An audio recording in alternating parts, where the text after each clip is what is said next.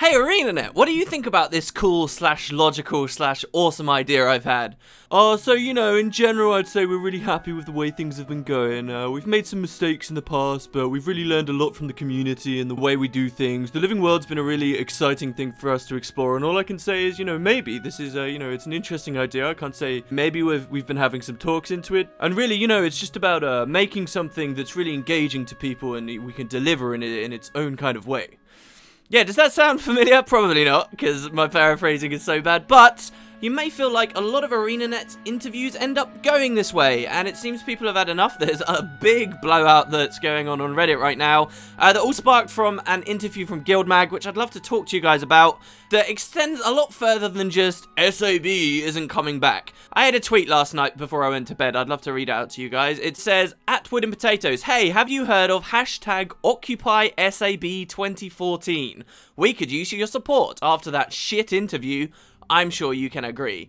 So what is this? Basically, GuildMag, and this really has nothing to do with GuildMag as a fan site, as someone providing an interview, I should add. GuildMag went to Gamescom and they got an interview from the devs. It would be kind of bizarre for the devs to not give out interviews and things while they're at Gamescom. They didn't have a particularly large presence there this year. They didn't have any new announcements to reveal to us, but they did go and they did open themselves up to interview, which was an opportunity GuildMag took advantage of. They posted not only a video interview, which was about 18 minutes long, there was a lot of discussion, a lot of talk, but they also provided it in text form through a transcript, which is what the majority of people ended up looking at. When you read this interview, it's basically 99% evasive, we don't know, we can't talk about, I personally don't know, it's a cool idea, can't talk about specific things, technical issues, we're growing, blah blah blah blah blah. It's political speak. And it's nothing new. I would also say it's not exclusive to ArenaNet as a game developer, but it does seem people are getting a bit tired of it. Not necessarily with the way features are coming into the game. Yes, everyone's got their problem, no matter what game type you follow. If you're in World vs. World, you feel neglected. If you're in PvP, you feel neglected. If you're in PvE, you feel like that specific area of PvP you enjoy isn't being catered to enough. Everyone has their issues with the game, okay? And this interview seems to have catalyzed that. People are angry, they're jaded with ArenaNet, they feel like they're out of touch with their player base, and they're not communicating effectively. I think there are several reasons for this having blown up now, and I think it's sort of unfortunate in other ways that it's blown up now. We'll talk about that in a second though. First, I want to establish the idea of this Super Adventure Box. It does just so happen that at the start of this interview, the topic of the Super Adventure Box was brought up. Super Adventure Box has been away for well over a year. Many people were expecting it to come back in April, which in fact did not. And so the question came up, hey, are you working on SAB? And their answer to this was pretty much the same as their answer to anything else in the interview. This was a topic that neither of them had any particular expertise on, didn't really seem to know the plans about at all, kind of understood it wasn't being worked on at the moment, and they waffled their way through an answer. The result was a lot of people thought, wow, there's going to be no Super Adventure Box at all. And that is completely and utterly wrong. You are a moron if you think there's going to be no Super Adventure Box. Yes, by all means, be upset that they're not working on it right now, but that is not what this interview is about. Neither do they say that there'll be no Super Adventure Box. That's a ludicrous idea, but further, to focus on the Super Adventure Box stuff is to ignore the more important things about the way they've been communicating to us and how jaded people have eventually felt. And I'll explain to you why, if you do have reservations, the Super Adventure Box is definitely still going to be in the game. First, put the interview into context. The two people that are being asked these questions about the Super Adventure Box have nothing to do with the Super Adventure Box. They do, however, know ArenaNet's general direction, general plans right now, and what the company has been focused on, or at least vocally focused on, and that is living world stuff. What we were told in this interview is that Super Adventure Box will probably never come back as a part of the living world.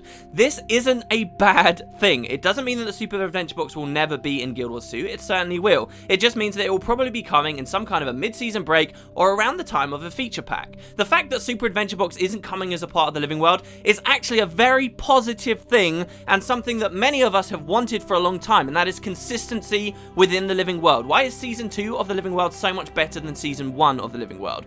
When they're saying things like, oh, we learned a lot from Season 1 and, we've really implemented those in Season 2 and this is why we feel the game's a lot stronger. What they're specifically talking about, if you want a tangible thing that they have improved on, that is that the current patches for the living world all feel connected. There is no more of this horrible, random, filler-style plot thing we're getting where every 2 weeks we get another update that swings us miles away randomly to Tequatl and they have to shoehorn some crappy story in. And then all of a sudden we're flying off to South Sun again because, hey, let's have a bit more content there. Next time we're flying off to, hey, Ratasum for the Super Adventure Box. These were really bad things about the living world that made it very hard to follow the story and crippled it. These were things that up until yesterday when this interview came out, everyone in the community was openly applauding. They addressed that issue with Season 2, and they're saying, look, if we're doing Living World updates, we're going to have this narrative focus. We're going to put the story at the front. And sadly, that means no, you're not going to get a random filler arc thrown in there that introduces the Super Adventure Box just because you like the feature. Super Adventure Box will logically come when A, the devs who work on it best are free to work on it, and B, when it doesn't interrupt the current living story. There is nothing in this interview that says there won't be a Super Adventure Box. All you can take from it is disappointment that it's not being worked on right now. Anyway, that's my answer. That's it. I'm not a dev. I don't know anything really about what ArenaNet's plans truly are. But as a fan of the game, as someone who's watched how they've been developing the game, that's my logical conclusion as to why there is no Super Adventure Box or why it's not being worked on at the moment. That's the answer I think ArenaNet should have given. Why didn't they? I mean, if I'm just a player, I don't even work there, but I can come up with a pretty reasonable answer as to why, which, while disappointing people, pretty much makes sense. Yes, there's some things you can dispute. Why can I construct perhaps a better argument or a better discussion than the devs themselves can? Why is it constantly feels like they can't be candid with us? Because that is really starting to cripple the way they interface with this community. I'll talk about a couple of other things in the interview too. There wasn't just the Super Adventure Box thing. The question of why there is no first-person mode or whether we'll ever get a slider for FOV, they should have given similarly respectable arguments. So the first-person thing, for example, the guy who answered it, mostly Devon Carter, he's a world versus world dev, and so specifically the justification that he's trying to give us is that the feature wouldn't work very well while in combat. Nobody disputes that. But it's a stupid argument. People who want first person don't want it for the combat. The community would police themselves in that respect. Just because there is first person mode and people could in theory have a horrible experience in combat doesn't mean we're all stupid enough that we'll sit in it forever and have a really lackluster experience, and when we really need that extra positioning and that extra awareness we won't just toggle it back off. People want first person so that they can run around and truly immerse themselves and enjoy the art that ArenaNet talk about so much. And what everyone's now angry about is because Devon Carter, one dev out of 300 in a gaming company who they now take his word as gospel, and because he tried to convince us of this so that we would have some kind of an answer, people now think this is the crux of ArenaNet's entire argument as to why there is no first person mode. Well, no, that's probably not the whole truth, is it, guys? There's probably an awful lot more to why they don't have first person camera in Guild Wars 2. Personally, I've heard a totally different reason in the past as to why there's no first-person mode, and this was because it's to do with some top-level design decision in Guild Wars 2, where because the game is much more cosmetic-based rather than statistical-based, they always want you to be able to see your character on the screen so that the look of your character has a lot more value, that there is still value in the way your character looks, okay? And the second you go into first-person, you cut away a lot of the importance of skins, and because they try and put so much weight on that, this is something they think might be negative for the game. I don't say I agree with that argument. I think even that is a very flimsy argument, and I think first person would do wonders for the game. But this is something that wasn't elaborated on in this interview. These are nuanced issues, and they're being answered by devs that maybe aren't fully qualified to respond to them. And I think, honestly, maybe this is an area where the community themselves are making a mistake. You do have to look at who are answering the questions in interviews like this, and yes, you're going to get very frustrated if all you ever do is read interviews expecting brand new features to be announced there. It's not the platform ArenaNet ever have or ever will, or many game companies will suddenly turn around and say, oh, you just asked us about first person view? Absolutely, totally, that's absolutely going to be in the game. Wow, big reveal straight away. FOV slider? Yeah, it's going to be there. SAB? Yeah, it's going to be there. You'll never find that in these interviews. You have to measure your expectations. There's a reason why with a lot of these interviews, people like GuildMag, they don't ask stuff constantly like, hey, are we going to go to Cantha? Because the answer is never going to be yes. brand new reveal. There you go, that's your exclusive scoop. Those huge things like that are announced elsewhere. And so why do we watch these interviews? Well, because we want real answers and insights into the design decisions we've already seen them make. There's a really good example of that in this interview, right towards the end. GuildMag asked them about the fact that if you're doing Lion's Arch personal story stuff right now, you go there and you see Tybalt trying to sell apples, and he's acting like he's in this big crowded alley saying, oh, keep your voice down, the Order of Whispers can't be found out, you know, keep your voice down, the crowds are everywhere. When really, we're just stood in the ruined city of Lion's Arch, and there's absolutely no one about at all, and it's ridiculous. It's completely immersion breaking, and this happens a lot throughout the game. So GuildMag are asking them now, look, you've done this cool stuff with Living World, but it's actually breaking old things. Why don't you go back and fix this? Why did this issue appear in the first place? There are probably very good reasons for why that issue is there. The issues I can speculate off the top of my head would mainly be, number one, that they have to create multiple instances of everywhere, right? And they have to save it. That's a lot of data. That's a lot of things people will have to download for the game that they won't necessarily ever see or use. And number two, if they've destroyed Lion's Arch, maybe they don't want a full version of the old Lion's Arch still in the game for people to potentially break out of, data mine, you know, do whatever with. But instead of seriously sitting down and talking about these issues, talking about the technical things that people really want to know that would interest us, finding these real justifications, they just kind of fob us off. And for a long time. Now, when you're watching the video, which I would say the majority of people have not done, you get the conversational tone of the devs. You get to see them shrug. You get to see people laugh as, you know, they come out with the same thing again. Oh, maybe we'll look into it. I don't know. You know, you get to see those little quirks that make it feel a lot more human. But when you're reading the cold, hard transcript, this looks terrible for ArenaNet, and people think that they're just constantly giving us the runaround. It makes them look arrogant. This is the main thing. This is the thing that I think ArenaNet need to be careful of avoiding in the future. They need to be more candid, because otherwise they're going to get approached about serious issues and they're going to give the runaround. They're not going to tackle them head on, and people are going to feel like ArenaNet are just making bad decisions and they're not really listening to the community at all, that they're unbudging, that they made this decision on no first person view for a long time, and despite all the arguments everyone else puts forward, they know better. And this feeling is beginning to pervade. You know what, guys? There's a good chance they do know better, but they need to convince us of that. They need to show us evidence of that. Don't treat us like babies. Talk about the technical things. Give us that behind the scenes. Justify what you're doing, and people will be on your side an awful lot more.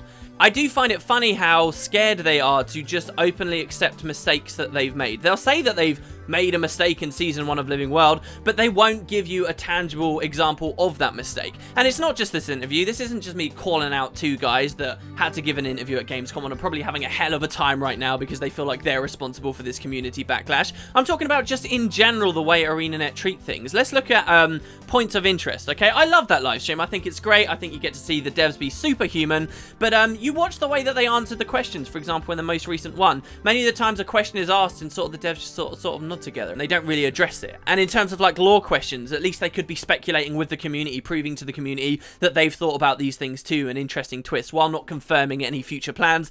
They don't do any of that. Think about even again on the most recent points of interest, one of the developers said, oh yeah, I've kind of become a bit of the boss guy. I made the boss at the end of the personal story, and then very quickly backtracked and said, oh, the one in the actual personal story, not the dungeon. It's hovering there. They all know that nobody liked the Zaitan fight. They all know that it was terrible, but they're not candid enough to just come out and say, yeah, my god, that Zaitan fight, that wasn't very good, was it, guys? Maybe we should, you know, work on that at some point, or explain why they haven't worked on it. It was wonderful to see Peter Freeze make those jokes about how Scarlet's back because of popular demand in Traherne, but you see the reaction of everyone when he makes this joke. It's like it's the worst thing in the world, like someone's holding a gun to their heads and they can't say something like that. This is what we need to see more of. You know, these are serious things and they're bubbling under the surface all the time. They never address them head on. And I think they're too scared to. They're too scared to admit specifically that these issues exist because it will make them look like incompetent devs. But the opposite is true. Proving to us that they can see these things just as we do makes them look far more competent in our eyes. It means that they know the issues and they know the places that they want to work on, and it lets us connect with them. It would be refreshing to see more of that. But we do have to take a step back too, guys. You do have to consider these are developers, right? They're specifically giving us the devs. These aren't community people. They're not people who necessarily have all the answers as individuals. There's over 300 people at the company. Not everyone knows everything, and not everyone is best equipped to answer these questions. Backlashing like this, and hell, what I'm doing in this video, is a bit of a catch-22. These people are giving themselves to us, and then they are smashed with heavy criticism. I've just made an entire video basically about what two poor guys said. That's not going to make anyone feel comfortable, and it's a difficult position for them to be in. So you do have to be moderate with your response. As fun as it is to go on some massive bandwagon on Reddit where everybody's hating and freaking out and flipping out of control and talking about quitting the game and so forth, measure your tempers, because it's not gonna change anything. That's mostly what I have to say on the topic, to be honest. I feel like I've gone through this more than enough times now, where people just suddenly backlash because they feel, oh, I'm not getting enough information, that it doesn't faze me too much. I've got used to the way ArenaNet operate a long time ago,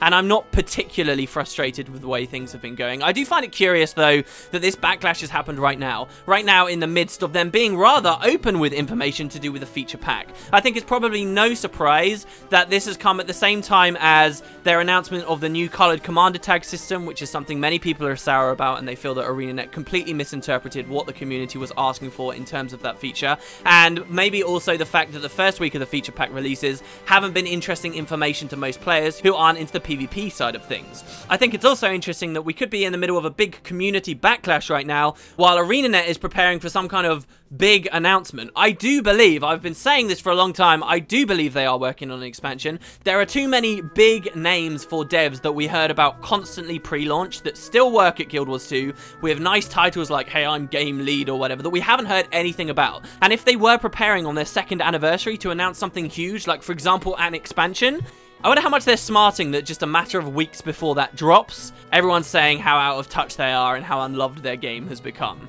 We'll see how that develops. I just wanted to throw that out there to you guys. Don't get blindsided by anything to do with SAB or the individual features of first-person view, FOV, or whatever else you may be disappointed in. This is about the way that they communicate, and just trying to encourage ArenaNet to be less evasive, be more candid, and you'll get the community on side far more. Open up to your mistakes and talk specifically to us about them and what you're doing to improve.